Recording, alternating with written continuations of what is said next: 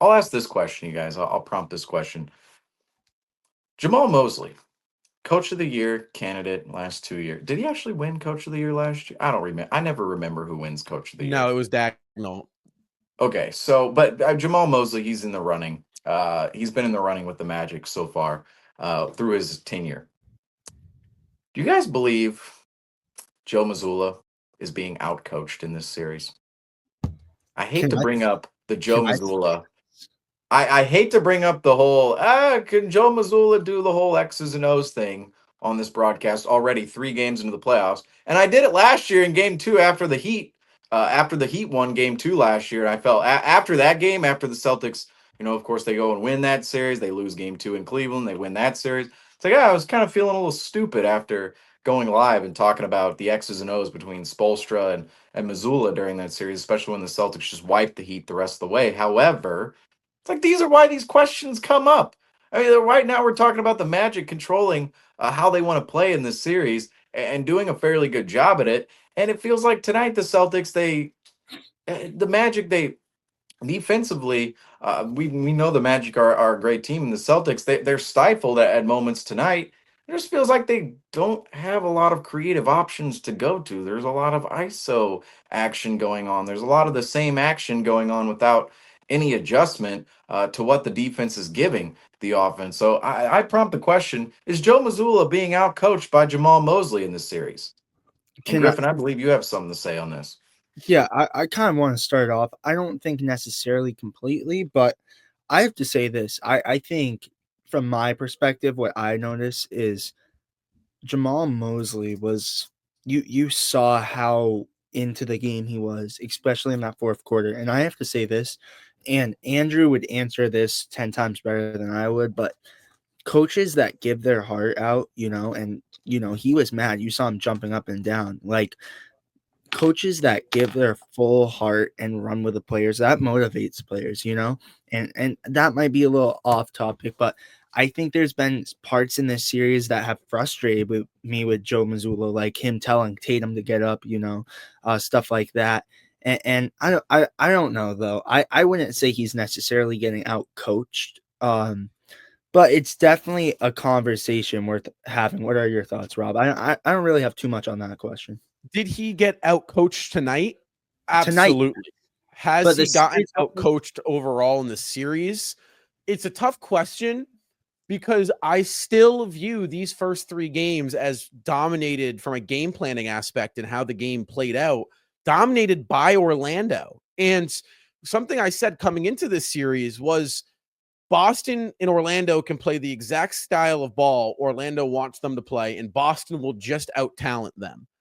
And that wasn't the case tonight. It was the case in games 1 and 2. We saw it clear as day, right? From a coaching standpoint, Joe hasn't done anything where I'm like, wow, that was good, right? Like, oh, look at that scheme. Look at that. Paulo and Franz have kind of gotten theirs, right? And the other guys have just kind of taken themselves out of the game. And I think this game in this series is one. It can be one off just talent alone, and Joe can get out coached and they can still walk away in this series in 5.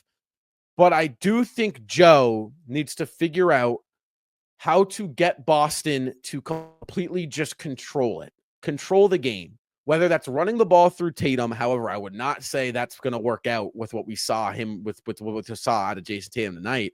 We'll touch into in just a second. And you got to control the glass. You have to control the glass some way, somehow, whether it's a Joe Mazzulla problem or a player's effort, whatever the problem is, you have to close out possessions. And on the flip side, that's the defensive problem, right? Is closing out the possession, because Boston's, again, they scored 95 points, and it probably, I don't know what the second chance points are. I don't know if any of you guys have that stat on you at this instant, but you can't give Orlando 2 shots. You just can't. Seamus, do you have that number? So second chance points. Let me get this straight. Let me make sure. Okay, I am looking at the wrong game. I was like, why? Like, I feel like this is definitely not the number. I was looking at game 1. Yeah, second chance points. Here we go. Much more accurate. Orlando, 16 second chance points tonight to Boston's 10. So they win the second chance points battle there. And I'll just say this. I mean, the offensive rebounding and the second chance points, I mean, that's a huge thing for Orlando in this series. A huge thing for Orlando. Yes. Also, the rebounding battle. I believe Yeah, what some was of these that? numbers. Offensive rebounding. So offensive rebounding tonight was Celtics had 8 offensive rebounds. Yeah, I already mentioned this. I was making sure I had my stats right here because I believe, I wrote one down a little. Should have been from another game here, but 8 to 15. So 15 Right. offensive rebounds from the Magic tonight, So and then 8 from the and, Celtics. and that right there is my point, where it's like, all right, that is Orlando playing the way Orlando wants to play. And that's a little bit of coaching in my head. And then from the offensive side of things, you talk about coaching. I'm going to be a broken record on this tonight. Stop with the high pick and roll action on a team that is so okay with switching everything. Stop it. Wendell Carter is absolutely capable of guarding Jason Tatum from 35 feet out. It is something that Orlando's okay with. And especially when Boston's not shooting the 3 ball to the best of their ability, Orlando's going to clog up the paint a little bit. So Boston needed to steer away from that, and they didn't. And when a team's doing something over and over and over and over again, my first thought goes, okay, the coach needs to steer them away from this. So is Mazzulla getting outcoached? No. Did he get outcoached tonight? Yes. Game 4 is a tell. Game 4 will be a tell.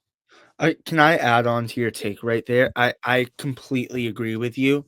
I was watching game 1 and I was like, wow, this is embarrassing that we can't get a rebound to save our life. And it's been that way all series long. I mean, the rebounds, like Porzingis, you're 7'3". Can you grab one? I think that's the biggest thing. I feel like we played a lot with a lot of height tonight, I feel like at times in the game, and we still couldn't get a board, which frustrates me. And just to add on to your take as well, Rob, is you need to do that to get a win. Like that's what it is. Those second chance buckets, you need to get them. You need to control the glass, because that's how the Magic is going to get you. And you said it again, Rob. This was not their best effort tonight. This was not the Magic best effort, which scares me in a sense, because if you're the Boston Celtics, you need to come out with a chip on your shoulder and take this game to a fence. Right. You know? Exactly. And off that comes, right, the question of, again, the in-game adjustments, because this is a game which, in Drew Holiday didn't play tonight from the injury department, and that was inexcusable in my eyes. This is the playoffs. There's no such thing as a rest night in the playoffs. If you can play, you play. I don't care who you're going up against. This goes to my point, though. This was a winnable game if the correct in-game adjustments were made. And this is a series that you're getting banged up on. Porzingis has a big gash on his forehead. Brown went down, and it was scary potential risk injury tonight. Tatum's already gone down. You have Holiday out of the lineup. You got Brown's knee. There are questions on whether or not this Celtics team is durable enough to make the finals and win the finals. That's the one question mark right now. And to not pull out this win, to put yourself in a position to get the sweep and put yourself in a position to get an extra 5 days rest, that's the most frustrating part of this, where you have a Pistons-Knicks series that really looks like it could potentially go 7 games. Oh, yeah. You need to – these wins, when you're a team that is played 100 games last year, your core went to the Olympics, you played an early preseason, then you played another 82, and you're kind of banged up, and you've got question marks all around with your injuries, you need to adjust in game. And Joe didn't tonight. Neither did the players, right? Neither did the players. But Joe did nothing in game to adjust to what Orlando was doing from a defensive aspect. And I'm going to say it one more time.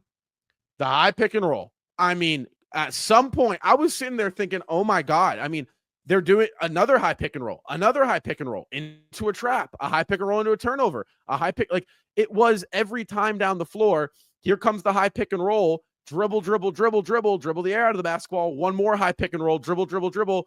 5 seconds, maybe get by your defender and get a whistle at the rim, or get by them, or put up a mid-range fadeaway. I saw 4 or 5 of them out of 10 tonight. That was just there was one where he was guarded by Anthony Black. And he dribbled the ball for 23 seconds, put up a shot, thought he got fouled. Cornette gets the offense. It was just terrible. So, Seamus, from a coaching standpoint, Joe, and I don't know what you think on it, there were no in-game adjustments tonight. And it's a shame because this is, you could have been up 3-0 looking to sweep Friday or Sunday night, and you can't. And you got to go back to Boston and play a game 5. Can I say something really quick? Go ahead, Griffin. I'm sorry. I don't need to keep going, but I just think this too, to add on to that, it's so much lack of effort, I feel like, and that's what scares me in a sense, because you mentioned it, Rob, having that going to the finals, then having the Olympics, then having summer basketball, going right into that to preseason. We barely had an off season last year, and the thing that frustrates me too is going back to even that lead tracker is, and this was a thing I said a lot during regular season, is keeping your foot on that gas pedal. I mean, you saw it. The Boston Celtics had that lead in the beginning of the game. Now, it was more so towards the end of the game where I was frustrated that they couldn't keep their foot on the gas pedal, but still letting up and letting the Magic come back into this game and dictate the pace of the game. It wasn't good, but sorry about that. I just had to mention that. Seamus, go ahead. No, don't be sorry for giving a take on here, Griffin. Never be sorry for talking I just had to, on a talk show here. On a talk show, It's Celtics Talk Weekly, by the way. Talk is in the name. Well, to me, this is just another occasion where it's like, you realize how much Joe Mazzulla. It's like the lack of creativity within Joe Mazzulla and the coaching staff. It exists, all right, or I should say doesn't exist. The level of creativity doesn't exist. This is one of those games, and I think you could point to Game 2 against Miami last year, and even Cleveland as those games as well. Even though you could kind of roll out excuses for why Miami and Cleveland were able to win those games, part of them it was about the scheming of what Miami and Cleveland was getting from a shots perspective, and what they were stopping the Celtics from getting on their end of the floor. Obviously, the Celtics were able to come back and sort of gentlemen sweep those series. The next 3 games they win and just won all 3 of them, and that's the potential in this series too. I mean, the Celtics could win the next 2 games, and that's all she wrote for this. But it could have been won on Sunday. It really could have been won, and it's inexcusable that it isn't won right now, because you do have problems on this team. Brown is banged up, Porzingis is banged up, Tatum is banged up, Holiday is banged up. All these guys are banged up, and to not pull out this series in 4 games and have to play another game at the Garden, another intense game, that's inexcusable, especially in a spot where in the third quarter, you score. First of all, you're up 10 points at halftime. Then you're up 11 in that third quarter. Then you only score 11 in the third quarter. You go into the fourth quarter still in a good position, only down 3. You fumble that away. And then, you cut the 12-point lead down to 6 with 6 minutes 6 minutes left. You go on. The Celtics went on that run where they cut the lead in half, and they shriveled it all the way down within a minute's time frame. The Celtics are still sitting pretty. It's like, okay, 6 points, 6.5 minutes, here we go. And then down the stretch, the Celtics actually tie the game. They tie the game down the stretch, and yet they still can't pull it out. This is a game 100% the Celtics should have been able to win, because they had a ton of opportunities in that second half to do so, and yet it didn't happen. And part of the reason why it didn't happen is awful game planning. And I think in this situation, it brings up themes of the past, where it's like, okay, Brown and Tatum feels like they're just kind of doing whatever they want out there, and the offense isn't running in an efficient manner. It's not running in a creative manner. We're not going to anything else other than what we typically run. And guess what? When another team picks out some of the best components of what makes the high pick and roll work well for the Celtics, when they're picking that out and they're switching that, or they're staying home, or whatever their game plan is to stop it, when the Celtics are stopped, there's just not another level that the coaching staff or the players can go to when it comes to creating themselves offensive opportunities and offensive options. We know this team is very unselfish, and we know that they can play team basketball and get themselves good shots. But how those shots are created feels like there's only one particular way for the Celtics. There's only one particular way. You watch a team like the Warriors, feels like they have 12 ways to score out there. And obviously they're not a prolific scoring team. They're actually more of a grinded out team now. But just some of their offensive sets, there's a lot more creativity to get guys buckets within that offense. And yet the Celtics, that creativity just does not exist. And that's something that worries me later on down the line against a team like the Oklahoma City Thunder, because the reason Mark Dagnall's going to win Coach of the Year this year, and I believe we mentioned earlier he won Coach of the Year last year as well, he's a creative head coach. I mean, look at the way the Thunder play. I mean, obviously, they get after on both ends of the floor, but the way the Thunder find their buckets, there's a lot of cutters going towards the rim. There's a lot of movement on the offensive end of the floor. There's a lot of off-ball movement. It doesn't feel like that's the same for the Celtics whatsoever. I mean, a lot of the movement happens where the ball's dribbled, and the off-ball movement just isn't quite there for the C's. And that's what annoys me about this team and what happened with Ime Udoka is it felt like the team there was more creativity with Ime Udoka in that head coaching role, and then he's ousted from the building. Obviously, a tremendous head coach in that regard, and he's replaced with Joe Mazzulla, and Joe Mazzulla has done everything in which he can do at the age in which he's at and the position in which he was put in. Very like looking at Joe Mazzulla, I mean, that was a miracle selection for the job. I mean, it could have been a couple of other dudes. Will Hardy, he was hired to the Jazz that summer. It could have been Will Hardy here as the head coach. But Joe Mazzulla, he was lifted into that role. Obviously, people within the Celtics organization or franchise believe in Joe Mazzulla, including Brad Stevens. And hey, anybody Brad Stevens signs off on, I got to follow along with as well, because Brad Stevens is just a master when it comes to knowing what basketball talent looks like on and off the court. That being said, Joe Mazzulla, he was not the first option for the job. He was somebody who was hoisted into the position because of circumstance, and I think that does come to that shows itself in these playoff settings. It did last year in some moments. It's already doing itself this year. Obviously, in 2023, I mean, the biggest blunder. I mean, you multiple blunders that playoff. You play 6 games against the Hawks. You go to Game 7 against Philly. You drop Game 5 on the home floor in that series. You need Tatum to bail you out in Game 6, and then Game 7, he goes crazy as well. But in the conference finals, you go down 0-2 to the Heat, and then 0-3 eventually, and that's where those are where the gaps began. We can give credit to Mazzulla that he's come a long way since that 2023 run, no doubt. However, there are still flaws within Joe Mazzulla and the entire coaching staff as well when it comes to the creativity we see out there on the floor, and it comes out in these playoff series, because in the regular season we're going game to game, and the Celtics, they're not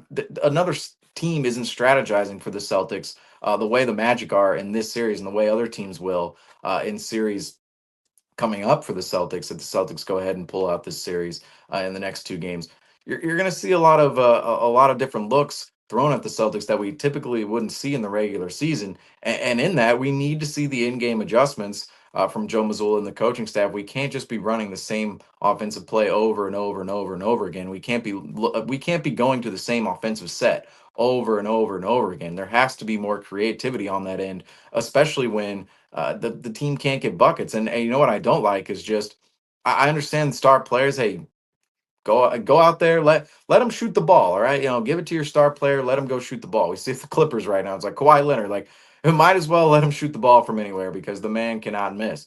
But I still am not particularly fond in this setting in the playoffs where you're just down the stretch. Your entire offense is just going to be one player or 2 players, and it's ISO every single time. Obviously, you have bucket getters in the NBA who can manage and stay efficient at that level. And it could be Brown and Tatum as well. Tatum and Brown, they've been efficient at that level this season.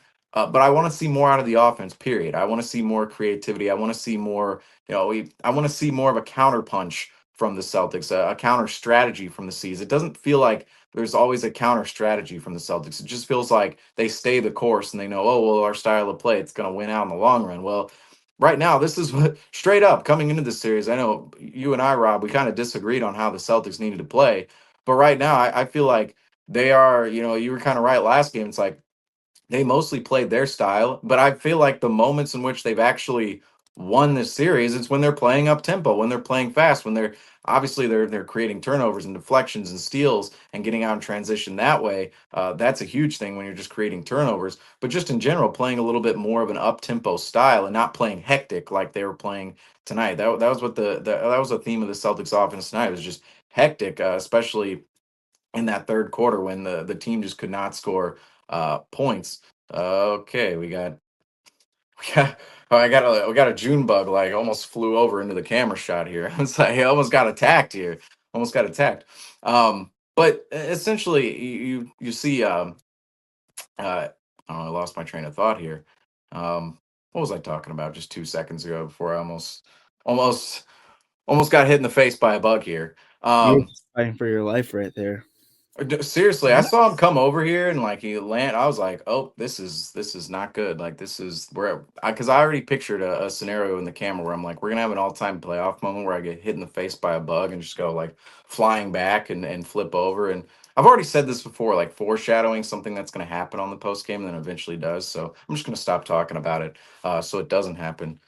Griffin, you know the tornado situation. You were here for it. Exactly, exactly. But just in this series alone, the Celtics, the whole point here is you're going to see different schemes and different strategies against the Seas over a 7 game series later on in the playoffs against better head coaches. I mean, Kenny Atkinson. I mean, I feel like part of the reason why the Cleveland Cavaliers were able to achieve the record they were able to achieve this year, it's the coaching of Kenny Atkinson. They have the same exact team as they had last year. Last year's team was a 5 seed. This year, I mean, they're over 60 wins. They achieved the same record as the Celtics last year, and they're the number 1 seed. And you look at how they play, like why? There's a lot more creativity within how they play, particularly on the offensive end of the floor, and it's due to Kenny Atkinson. So, two Right. teams, the Cavs and Thunder, we've been talking about them all year, and the Celtics may as well may face those two teams later on down the line. And I think they just have better creative systems, better creative head coaches. And it's not to say I don't want Joe Mazzulla here in Boston because I'm totally fine with Joe Mazzulla as the head coach. But there's going to be some flaws that we have to talk about with Joe Mazzulla and the coaching staff come playoff time. I mean, we're in the playoffs right now. There are some Well, flaws that are showing itself in these playoffs already. And I think that's going to later on down the line. I mean, that could be something that makes or breaks the Celtics back-to-back title pursuit. it could. And I will say this, though, because I don't know if you see a defense as tailored to compete with the Boston Celtics That is true. after the That Orlando is Magic. true. This could be the Because toughest defensive matchup, even considering OKC. Right, because I think OKC is the only team you could potentially see after this where from a game planning standpoint, there's not, I mean, you talk about versatility, right? That's what makes Boston so special. Their versatility, right? It's like who else in the league has 5 guys from an offensive standpoint that can each go out and get a bucket in any different way? And also those same 5 guys who can do that offensively can hold down the fort and switch everything defensively. Orlando is unique where from a defensive standpoint, their 5 guys out there are all phenomenal defenders. And it's a shame they don't have, from a Celtic standpoint, you consider yourself lucky you don't have to see Suggs, but they're missing their guy defensively. I mean, this is an elite defensive team, and they're showing why they're an elite defensive team. So hats off to Orlando, right? Because at the end of the day, you won this game off of that defense. Looking past Orlando, which I know we can't do right now, only up a game in this series, I don't know if you see, right, or New York or Detroit, some real exploits there from an offensive game plan standpoint. Cleveland or Indiana, if you see one of those, Milwaukee, a lot of exploits. You can go at Garland, you can go at Allen, you can go at, Jerome off the bench, and a lot of ways you can attack, right? That standpoint. From the Celtics in the Magic, there's not many guys you can really attack. And I think, again, Oklahoma City in the finals, I don't even want to talk about the finals right now because we're coming off of a Game 3 loss in the first round. You could see some struggle there. But it's a weird dynamic, Seamus, where it's like, okay, how much of this is just like Joe and the Celtics kind of having a tough time figuring out one of the league's best defenses, which I think is fair, right? When you go up against the second best defense in the league, and a team that has a lot of pride. Something, again, shout out Kaminsky. He was saying so much about this team's got pride. They fight. And man, oh man, was he right? Oh, a little rhyme there. Okay. Because they fought tonight and the defense stood tall. So it's like, I agree. I think Joe really does have an execution game planning adjustment problem where he's just really it's not a strong suit of his, and it's fine. It's not like, you got a guy like Giannis where a 3-point shot isn't his strong suit, right? Doesn't make him not a great player. It just means there's a weakness in his game. I think Joe's got that. Well, I'll say this too.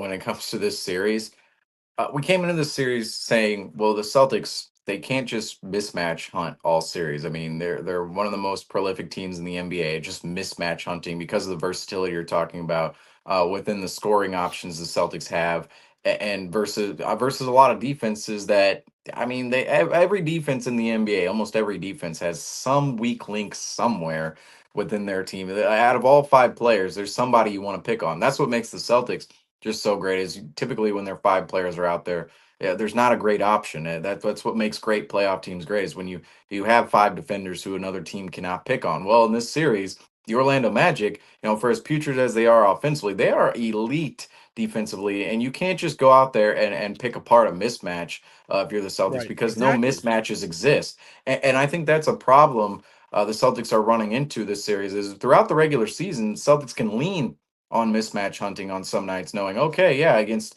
we're talking about with Cleveland, all right, they have like 3 guys basically either off their bench or in their starting lineup. You have Garland, you have Ty Jerome, you have a bunch of guys that you can go after on these other teams, especially like New York.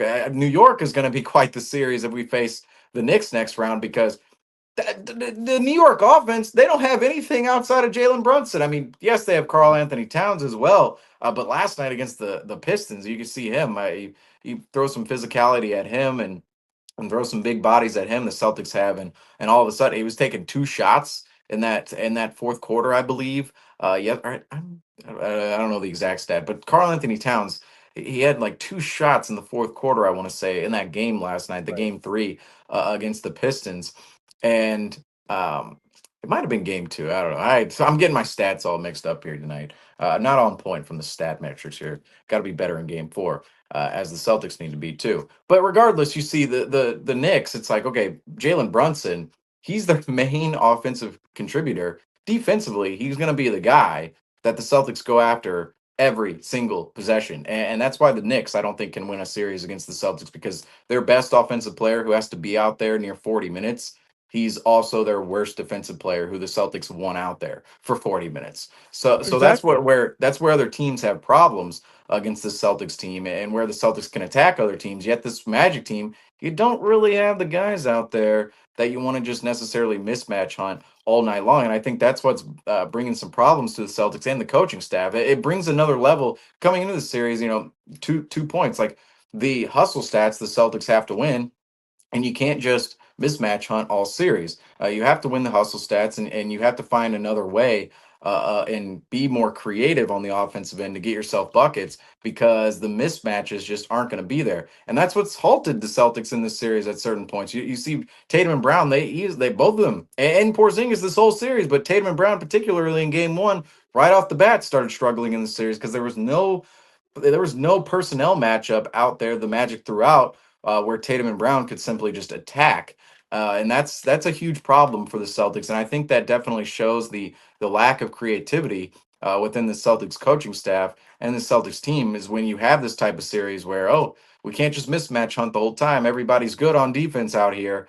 Okay, now you got to be a little bit more creative to find your buckets. And what do we see? Oh, right, 11 points in the third quarter, 93 points on the night, and even just speaking on this series as a whole, 103 in game 1, 109 in game 2. I mean, I'm talking about the Magic not scoring over 100 here, but can the Celtics get over 110? I mean, come on. The Celtics, Right. they haven't scored over 110 in this series. I'm expecting, okay, if they can just score 110, this series is over, because the Magic can barely get to 100. And ultimately, so far this series, the Celtics have not been able to get to that point, because offensively, the flow has been disrupted. They can't just do what they normally do throughout the regular season. That's a problem, because this coaching staff and this team, I don't think the in-game adjustments and the creativity is always Is there. I there. still think Right.